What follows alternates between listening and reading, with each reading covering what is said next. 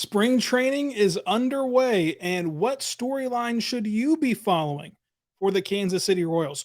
We're going to talk all about Bobby Witt Jr., where he should play, when he should play, where he should hit in the order, and so much more, including big seasons ahead for Mondesi, Carlos Santana, Hunter Dozier, and what the pitching staff looks like for Kansas City entering this season. All this and more coming up on today's Locked On Royals podcast on the Locked On Podcast Network, your teams every day. You are Locked On Royals, your daily Kansas City Royals podcast. Part of the Locked On Podcast Network, your team every day.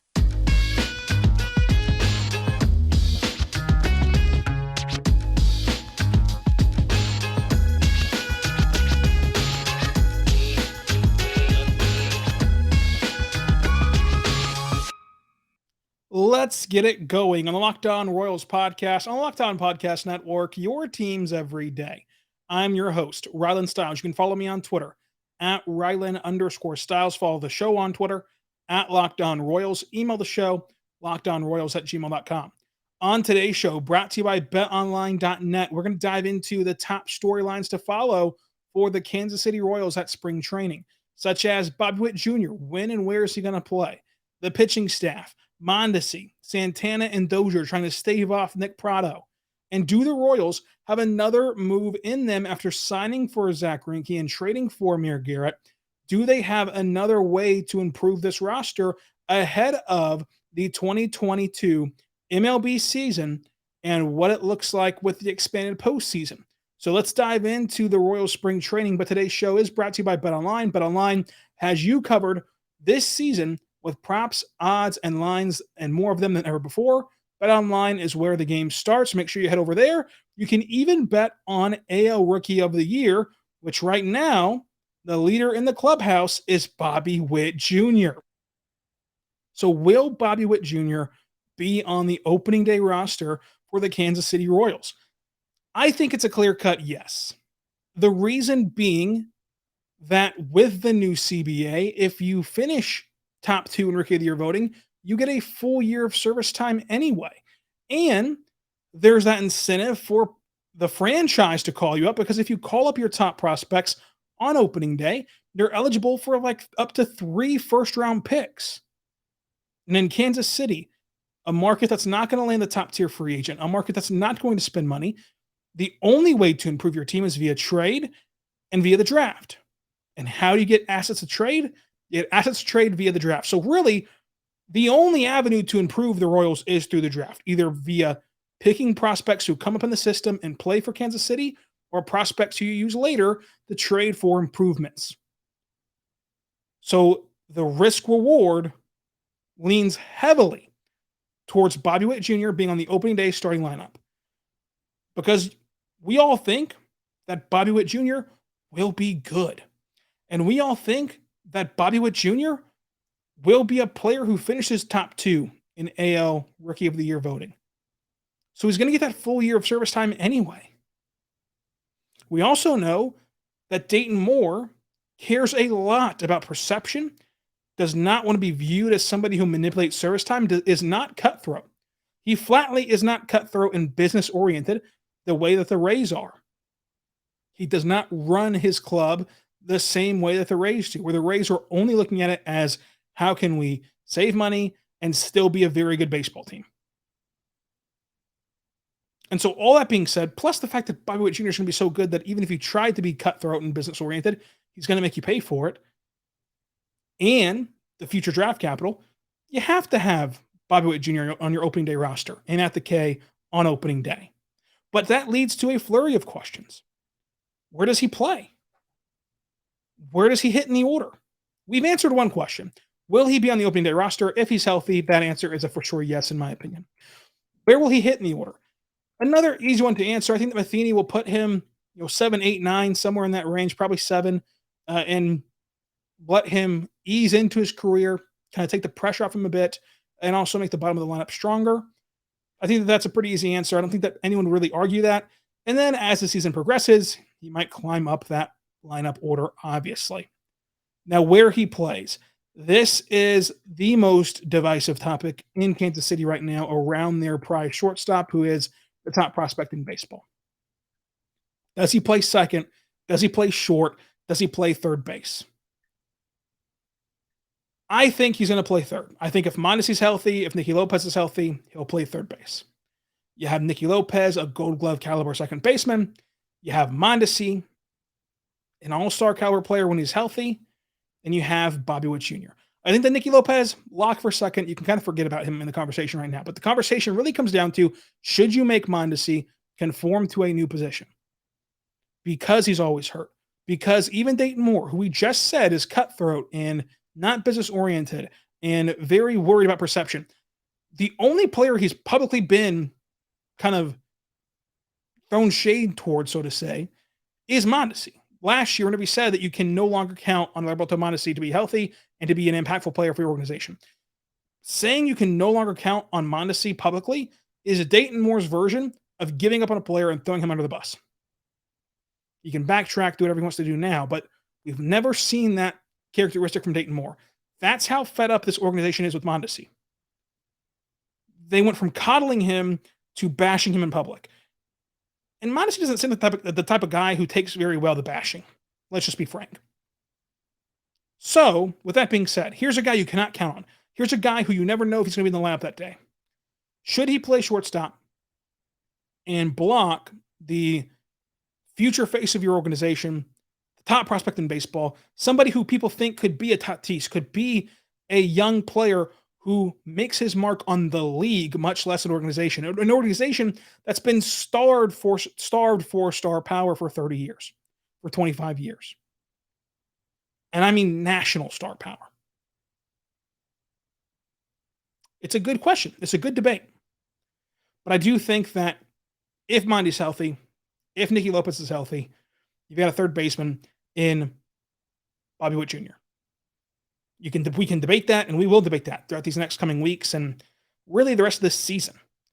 But as of right now, I would put Bobby Witt Jr. at third, and you just have a lineup and an infield of Dozier / Santana, Lopez, Mondesi, and Bobby Witt Jr., and of course, Salvador Perez behind the plate.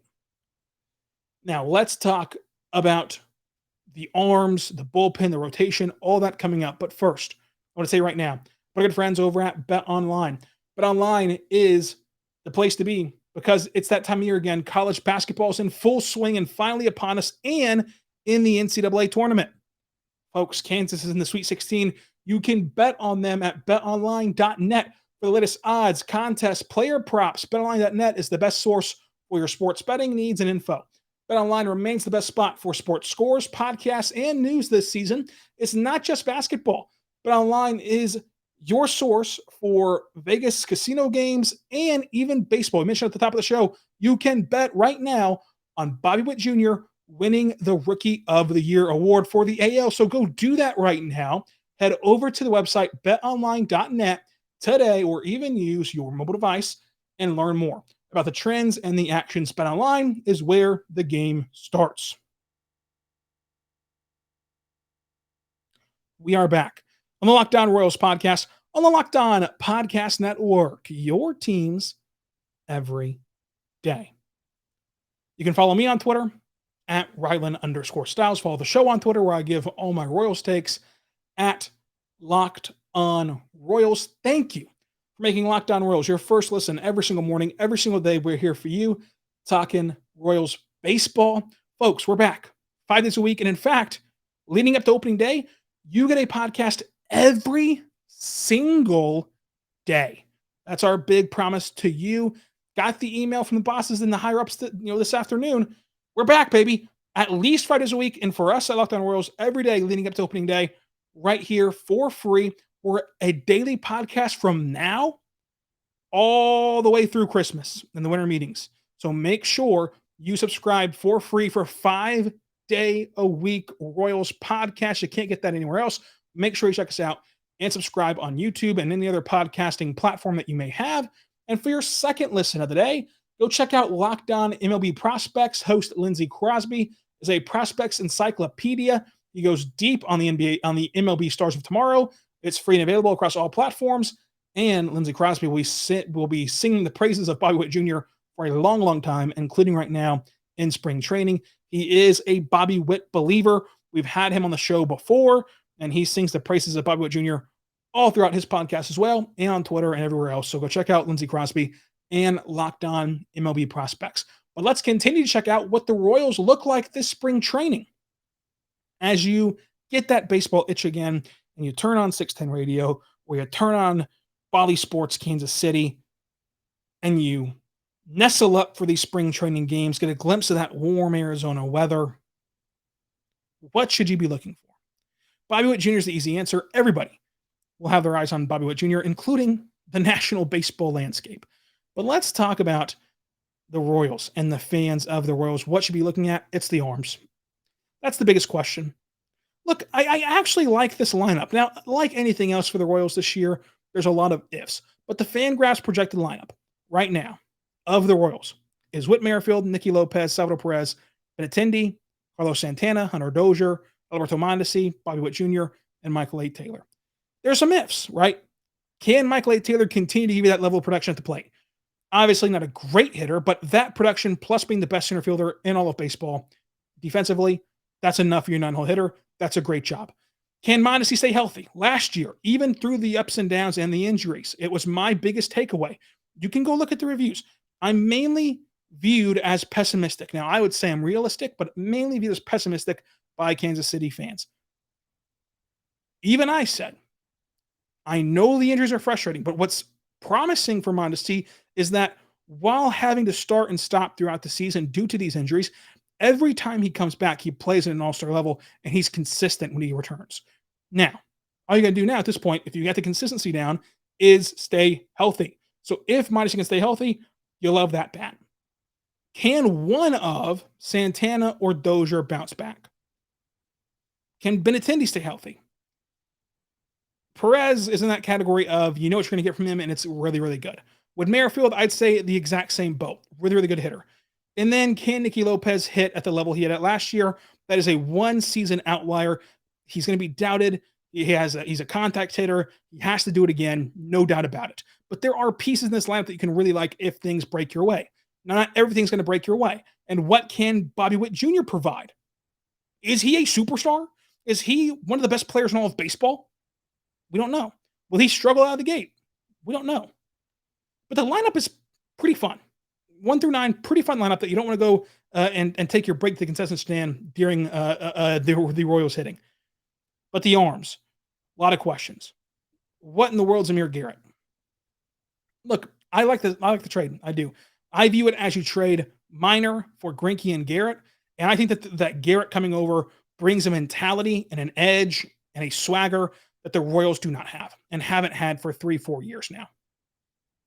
They don't have that confidence in themselves the way that Garrett does. And Garrett, we could look back in 3 years and say, even though they didn't make the playoffs, in 2022, or even though they didn't achieve a World Series in 2022, what turned this franchise around to get to this point and be a top team was trading for Amir Garrett, because he woke up these young players and he showed them just how good they could be. He showed them what other teams thought about them, and he didn't let them get pushed over anymore. Mike Matheny has been very clear that this has to be a player-led team. Well, now you've got a player who will flip the spread every once in a while, will shake some cages every once in a while, who won't be buddy-buddy every single time, and who will defend his guys. So I love it from that perspective. On the mound, though, what do you get? Taylor Clark. I'm hearing from D-backs fans and media members that he was not very good last year and that they were glad he's out of town. And look, bullpen arms, they're a roller coaster. He could have been terrible last year, and this year could be top half of the league. That's just how bullpen goes. But what does Taylor Clark provide you? Can Dylan Coleman, can Domingo Tapia, can Sam Freeman, can Brad Peacock, can any of them jump up? You got veterans and Freeman and Peacock. You got younger players in Coleman and Tapia. Can they pop off in that bullpen? Because, again, with the bullpen, you like Barlow, you like Stalmont. I like Brents. I love Jake Brents. I feel good about those three guys. Feel good about Garrett. Past that, what can this bullpen see? And that leads us to Jackson Kowar. Is he a bullpen arm? Is he a rotational piece? Is he an MLB player this year? That brings us to Daniel Lynch. Is he going to start in the minor leagues? Is he going to start in with the big club? Where's Daniel Lynch at, and what is he right now? Chris Bubic, same thing. Is he a starter? Is he a reliever? Where is he most effective at? So that's where the bullpen lies. In terms of the rotation, again, Daniel Lynch and Jackson Kowar play a big part in that, but also Brady Singer. I mean, is Brady Singer going to become that player that could have Cy Young level potential? I've been saying it for 3 years now, that Brady Singer has Cy Young stuff. Is he going to show it on diamond, on the bump, on the mound? Is Brady Singer going to show that potential? Can Carlos Hernandez duplicate his second half of the season from last year and be a really good pitcher and set the table and help the back end of the rotation out from Zach Greinke at the top? Can Brad Keller be pandemic Brad Keller, or will it be last year Brad Keller? There's a ton of question marks about the staff, the pitching staff. And that to me is the biggest if. This team will go as far as their arms take them, because the lineup is pretty competitive. It's young. It'll go through ups and downs, obviously, but pretty nice lineup. Can the guys that you've built this entire rebuild around, you've built it around Brady Singer, you've built it around Jackson Kowar, you've built it around Chris Bubic, you've built it around Asa Lacy, you've built it around Daniel Lynch, you've built it around all these arms. Can they come through for you? Or did you set yourself back by drafting all these guys? It's a huge make or break year, because we've heard for 5 years that 2022 is the year the Royals are going to compete, is the year the Royals are going to win baseball games and get to the playoffs. Now that we're here in 2022, there's already the backpedaling of, well, it's actually going to be 2023. Either way, no matter if you view 2022 as the window or 2023 as the window starting point, for there to be a window and for you to cut out a window in your wall, it starts and stops with the pitchers you've invested in with this entire rebuild, with the hands of this entire rebuild. It starts and stops with Singer and Bubic and Lacy and Lynch and Kowar. They have to show you something this year. They have to, it's a make or break year for these guys, in my opinion. They have to give you reason for hope instead of reason for, maybe things can happen. No, there should be tangible evidence of why all these guys are primed for 2023. If you don't view 2022 as the window, which the Royals have been saying for 5 years that it is, but now all of a sudden they're backing off of it. Coming up, we'll talk more about the Royals and spring training storylines. Is there another move that Kansas City will make? Can Santana and Dozier stave off Nick Prado? And what it means if Mondesi does stay healthy. All of that and more coming up on today's Locked On Royals on the Locked On Podcast Network, your teams every day. What I tell you right now, my good friends over at Built Bar. Built Bar is a fantastic protein bar that tastes just like a candy bar. Go to Built.com, use the promo code LOCK15, get 15% off of your next order. They're fantastic. They're delicious. 130 calories, 4 grams of sugar, 4 grams net carbs, 17 grams protein. They're fantastic. Built.com, promo code LOCK15, 15% off your next order. Built.com, promo code LOCK15, 15% off of your next order. Built.com, promo code LOCK15, 15% off your next order. Built bars are fantastic. I love cookies and cream. And the special flavor of the month, the white chocolate cookies and cream, is even better. Go check it out. Coconut almond, mint brownie, double chocolate brownie, peanut butter brownie, all that fun stuff. Go check it out. Built.com, promo code LOCK15, 15% off your next order. We are back on the Locked On Royals podcast, on the Locked On Podcast Network, your teams every day. Thank you for making Locked On Royals your first listen every single morning, every single day. We're here for you.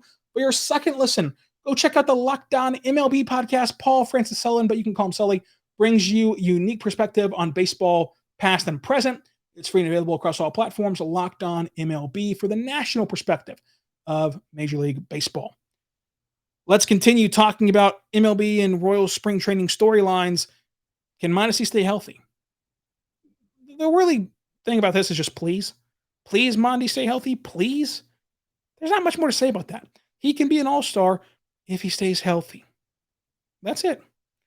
The more burning question is seeing improvement and a bounce back from Carlos Santana and Hunter Dozier. Because if they do not have a strong spring and they do not have a strong start to the season, it's Nick Pratto time. It is Nick Pratto time in Kansas City. And I know you gave Dozier that deal. Doesn't matter. If he cannot produce this year, he's simply not good. And he had one outlier season, and that contract is not worth, it was not big enough for you to just have to shoehorn him into the lineup. They've got to start fast because Nick Pratto is on their heels. And then the last question is there another move coming from the Royals? It's been confirmed that the Royals signing Zach Greinke did not take them out of their pursuit of Frankie Montas. Can they trade with Oakland for Frankie Montas or get Sean Manaea back? Can they add a bullpen arm? There's still a few bullpen arms that are out there right now. Jesse Hahn, Chaz Rowe, Tommy Hunter, Hunter Strickland, Trevor Rosenthal, a couple old names out there, but Chaz Rowe would be very interesting to me to bring in for the Royals. Is there an improvement to be made, or is this the Royals team to start the season? That's the final question. What's the most interesting question to you? To me, the most interesting question is about Santana and about Pratto and Hunter Dozier. Those three guys. Will the Royals be cutthroat? Will the Royals call up their better player in Pratto? I do not think it'll be opening day, obviously. I think that opening day, Pratto is not in the roster. I'd give it like a 5% chance of happening, if that. But, again, slow start from Santana and or Dozier and a strong start from Pratto in the minors. You got to do it. You have to pull it off and go get your top guy up here. His ETA on a lot of these sites that do prospect ETAs is 2022, including on MLB.com. And if they're not producing, get rid of them. Be cutthroat. You have a top prospect for a reason. So what are your spring training storylines? What are you looking forward to this 2-3 weeks of spring training before you get into the regular season? Subscribe to Locked On Royals, the only daily podcast about the Kansas City Royals. And again, an episode every single day from now leading up to opening day. Once we hit opening day, Monday through Friday, from then all the way through Christmas. So make sure you subscribe for free across all platforms, including the platform of YouTube. And until tomorrow, be good and be good to one another.